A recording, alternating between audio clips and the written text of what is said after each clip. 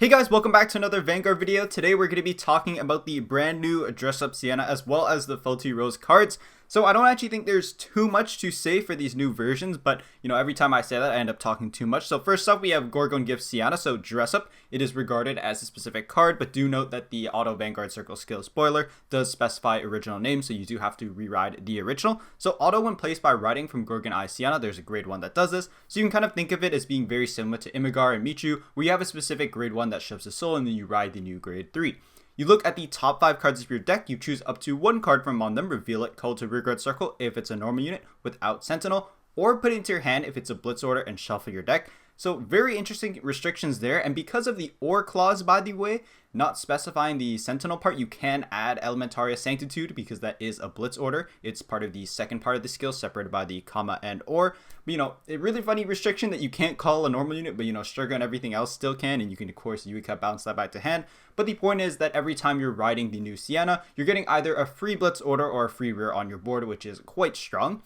Continuous Vanguard Circle, if your opponent has a total of 2 or less units on their front row, rear guard circle, and guardian circle, this unit gets crit +1 and drive +1. This is basically to build upon Siana's gimmick. This is exactly the same as the original, where you have that extra crit and drive pressure once you bounce your opponent's front row out, and then if they don't throw cards, to guardian circle, you have that extra crit and drive, and it is quite strong. So, Siana hasn't really changed too much. I think Siana looks a lot more consistent because you basically have essentially your Imigrar clone to get easy persona rides once we take a look at it in a second.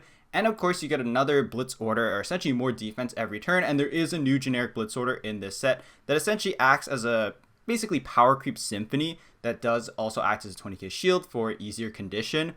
But, you don't exactly have the text. I thought Siana would have the text of you can play 2 blitz orders in a turn, but it's still just the 1. There are effects such as, the Persona Shield, where if you play it first, you can play an additional blitz order that turn. But again, normally in standard, you can only play 1 blitz order a turn. So, surprised they didn't give that text to Siana to play multiple blitz orders in a turn. But, I think this is still a decent upgrade. You have more consistent ways to find Persona Ride. That's more soul for you as well. And again, end of turn, you're going into the original Siana. I might have skipped over that. Auto Vanguard Circle, at the end of your turn, you choose a card from your soul with Gorgon Siana, its original card name, and ride it as rest. So, during your opponent's turn, when they're swinging at you, you still have the restriction basically to get, to trigger you into soul, get that 15k shield, or, to have that ability where your opponent has to pay taxes. Otherwise, they are binding their unit when it swings. So, Siana is looking a little bit better, not exactly the upgrade I was thinking, but still quite strong. Like check top 5 on top of basically activating your Persona Ride when you use the Imigrar clone is pretty strong. It's kind of like Eva, where you are Persona Riding and you are basically just getting like free plus on your board, and you still have the original named Vanguard, a brand new version, and then you're going back into the original Vanguard to have the, those defensive skills or whatever named ability. But I mean, I guess that doesn't really matter as much because you have the dress up, but yeah, Siana looks pretty good. Do let me know what you think. I think the other support cards are also quite strong. I'm not quite sure if this is putting Siana on the map. I think my hopes are still in Char mode. A lot of people were really, glazing Lyrical, and I'm kind of on the half fence about that because I do think Lyrical really does deserve something a lot better, and it's really been out of the meta for quite a while. If you just look at this year, like in terms of Kyrie, Lishkafel, like those decks were like decent and like good, but not really anything that pushed it into meta relevancy. I think Chris Rain and the new Chris Rain and the Lishkafel support has helped a lot, but I'm not too sure if this is exactly. It doesn't jump to me as like insane power creep for Lyrical that is going to make like a lot of these decks relevant, but at least it's decent support, and people can say that their Lyrical red lines at least got something in the set because we have a certain amount of double rares delegated to each of the existing Lyrical red lines. But anyways, for Siana, that is pretty much it. There's not really too much else to talk about. I think being able to grab a blitz order does help a lot with the defense of the deck. You're a lot more tanky now, but again, you're still only playing 1 blitz order a turn. You still have the, when you re-ride back into the original Siana to have that defensive ability to make your opponent pay taxes. Otherwise, you get to bind off their rears that attacked. And, you are still a 5 attack deck because you had the restander before, and now there's a cheaper restander that doesn't use CB. So Siana is still quite strong, still doing 5 attacks. You have a lot better consistency pieces now, so I don't think it's to be underestimated. I think it'll still probably be, like, I don't want to talk about meta tier list because it's really hard to say for Lyrical, but I do think that these Lyrical decks will land somewhere on the tier list, but it's really hard to say how good they'll be. But anyways, I don't want to make this a meta-analysis video. It really just is supposed to be first impressions. And my first impressions is that this is an upgrade, but I'm not too sure how far this will really take Siana. Alright, as you can tell, I'm trying to be a little bit more optimistic. Here is the Imigrar clone. We have build a SnowMan Firo. So act and drop if you do not have a rearguard with the same name as this card, and your opponent has no front row rearguards, you cost Energy Blast 3, call this card to rearguard circle, it gets +2 until end of turn, so it's a 10k booster, really nice, usually making magic numbers, let's say behind like a 13k attacker. Then act on rearguard circle if your Vanguard's original name is Gorgon Siana, so basically you're playing the original Siana in your ride deck, kind of similar to Eva, how you play the main deck Evas, and then you'll play like the dress up or Poison in Paradise in your main deck. Shove this unit into your soul. As the cost, you search your deck for up to 1 Gorgon Gift Siana, which is the brand new dress up. Write it as stand, shuffle your deck. If you roll by this effect and you have not normal road or persona road this turn, activate persona ride. So basically the same wording as Imigrar and a lot of the glitter units, where if you basically rode up that turn, so on turn 3 you're not activating persona ride, especially because you rode up that turn, that'd be pretty unfair going first if that did happen.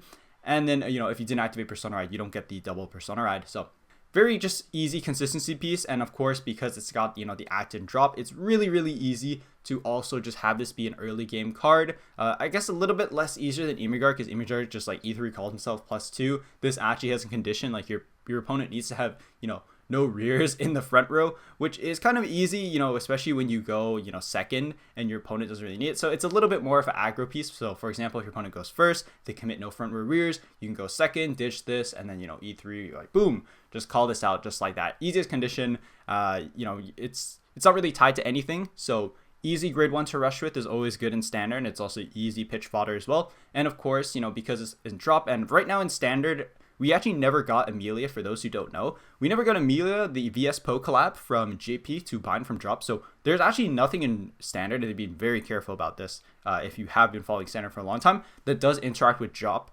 Originally in G we had Vanquisher, obviously, but there's nothing that really interacts with drop. I guess there's one card I'm thinking of that bot decks, but the point is there's nothing really any way to interact with drop and disturb this, so it's very easy to keep this safe in drop and have it be called out and have that consistent ride up into the new Siana. So just very simple and straightforward and good card all around. Next card is Arahail, and this is essentially like your Poison in Paradise grade 2 order to put Sianas back to deck. So it's a grade 2 with 5k, the usual stats. 10k power, 5k shield. Then auto when put on rearguard circle or guardian circle from deck or hand, choose up to 1 unit card with Siana its card name for your drop and put it either on the bottom of the deck or into soul. So a lot of these Siana cost cards will soul blast a trigger or Siana as they cost. So in case you didn't, shove a trigger into soul or whatever to pay those costs, you could soul blast, ditch Siana for ride deck and then, call this thing or put on guardian circle and then shove the Siana in, and there you go. You got, more soul to pay for cost for cards. This can also, put it back to deck. So when you do use the Imigrar clone to ride up into the new Siana, it is available and you don't run out of copies, because that can be an issue.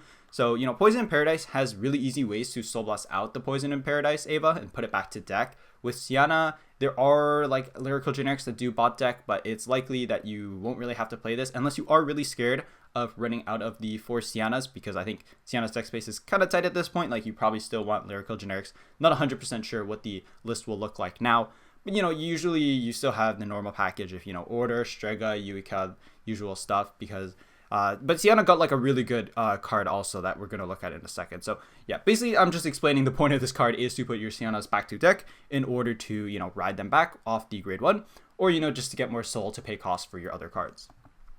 Alright, now this is the really good card. We have Breath Melting into White Raylin. So Siana did already have a restander before for CB1, but this card is a lot cheaper and also free utility and bounce. So auto, the first skill, when it's placed on rearguard circle, you choose up to one of your opponent's front row rear guards and return it to hand. If you do not choose a card, you may soul charge 1, so free bounce, just like all the other Siana cards. Literally all the Siana cards, if you read them, just bounce the front row rear. And then of course that extra soul charge if you didn't bounce, and it's optional as well, which is really nice. Then auto rearguard circle, the second skill, when your Vanguard with Siana and its card name attacks, if your opponent has no front row rears, cost, put this unit into your soul, draw a card. If you persona road this turn and your unit does not stand during this battle phase, choose your rearguards and stand it. So kind of like with Jeweled, where you have to activate, Varpula's skill before you use Rockagore. That's kind of how you have to resolve this grade 1. But I mean, at worst, this card is just shove the soul, draw 1 when your Siana swings, because clearing the front row is really easy. So more soul, more draw cycle is really nice. Kind of a Shenri clone, but not getting the +5. And of course, it's really weird that they are tying more of these persona ride effects, because there are a lot of decks that easily do, 4+ attacks going first when your opponent's still in grade 2. Like, all you have to do is look at, like, the card literally we got released this week, which is Folia, that, restands front row when your opponent's still in grade 2. But, you know, this card is still quite strong, and it is basically your quote unquote free, because you know you still need to have it on your board, shove to soul draw 1, but free stand during battle phase to basically save you a CB on one of the Siana restand or rears to do the 5 attacks. So, and at worst, you know, you're just getting free soul or free bounce, and, you know, it's a booster. So honestly, really good card. At best, it is, you know, getting you soul draw 1 and standing something, and also bouncing the front row soul chart. So it's doing like 3 to 4 things, and, you know, it is a triple rare, so it's got to be that good.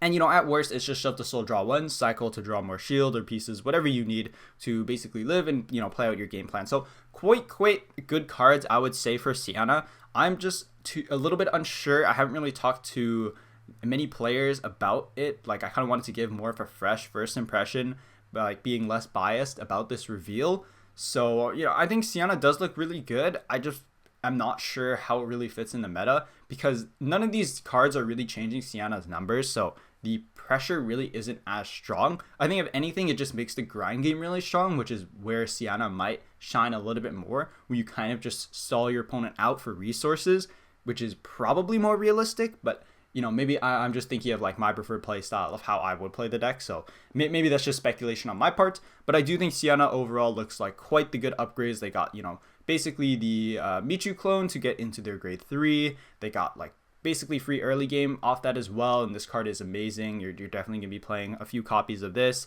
and this is also free soul cycle. You know, that's not even getting towards the other dress up Shenri and other things that you could be playing in the deck, and of course all the other lyrical generics. You go on and on and on about that, you know, Franchette, Valifer, whatever. You know, there's probably no space for those cards, but, you know, etc that you could put into and cook. So, you know, I'm not a lyrical chef, so I'm not really too sure exactly how Siana will fare after this, but these cards do leave a pretty good impression, so I'm hoping Siana fans are pretty satisfied, so do let me know. And there's basically just like 2-3 cards for Feltyrosa to cover, and that's pretty much it for this reveal.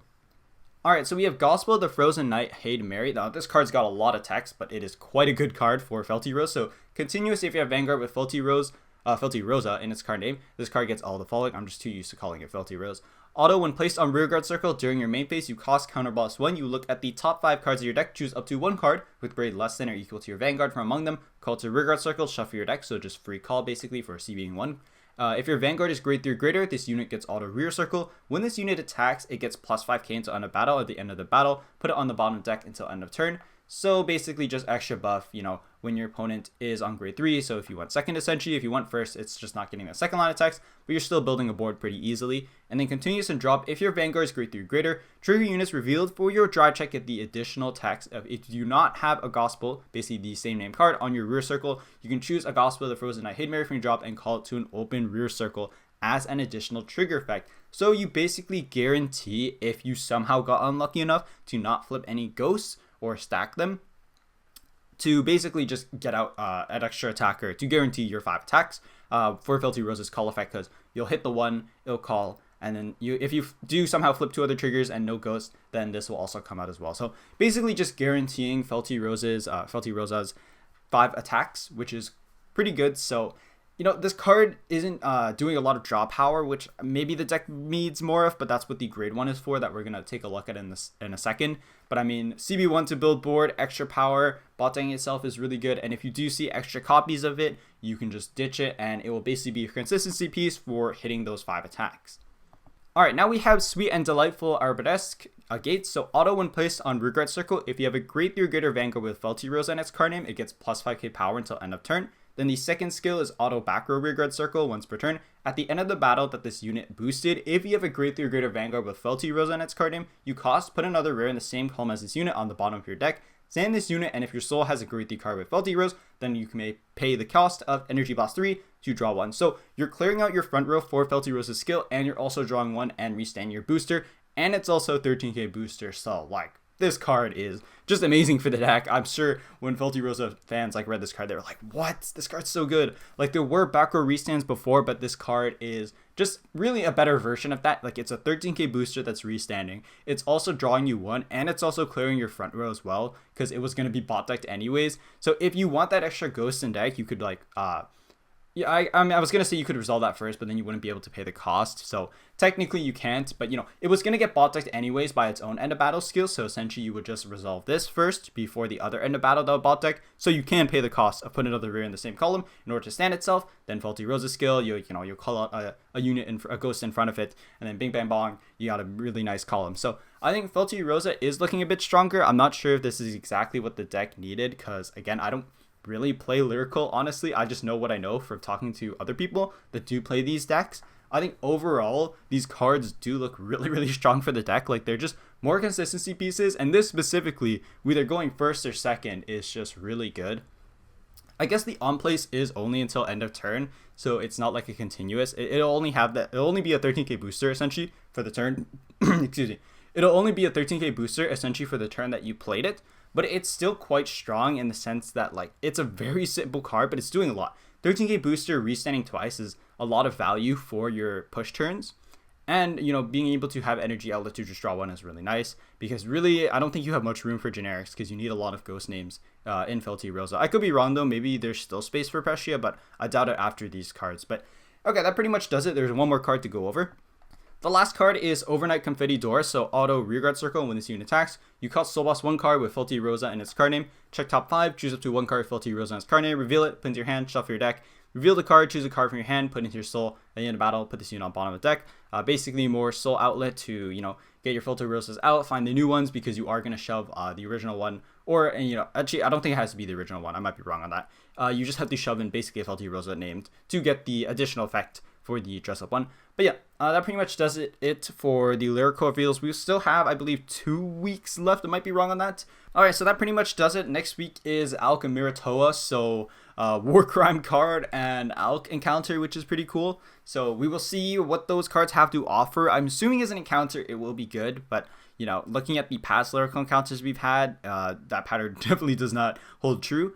But do let me know what you think of these new reveals if you are playing Lyrical decks. I do really appreciate all the people that have been commenting and letting me know their thoughts, because honestly, I'm kind of just improvising these videos based on like information that I know and based on what Lyrical Pile has to offer. That is kind of the most case impressions for most Vanguard stuff, especially when you know, look at what a nation can offer in terms of cards. I think the Blitz orders and potential for Siana is really interesting there, but I don't really know if it's enough to really push the deck up. I'm trying to be optimistic about it because I do think Siana looks quite good after these reveals. I'm just not really sure if it's really looking as competitive as, you know, people are pushing this set to be, because really, like, I haven't done any playtesting, but I haven't really been too impressed with anything besides the new red lines, and I'm hoping the Charmu and the other stuff have really, you know, pushed Lyrical up a bit to make it look more exciting, or at least a little bit more competitive. And also, when you look at, like, I mean, Fennel has also been pretty good as well. I didn't make a video for that, but Fennel stuff does look quite good, but it's not really changing what the deck was, like, already doing. It's kind of just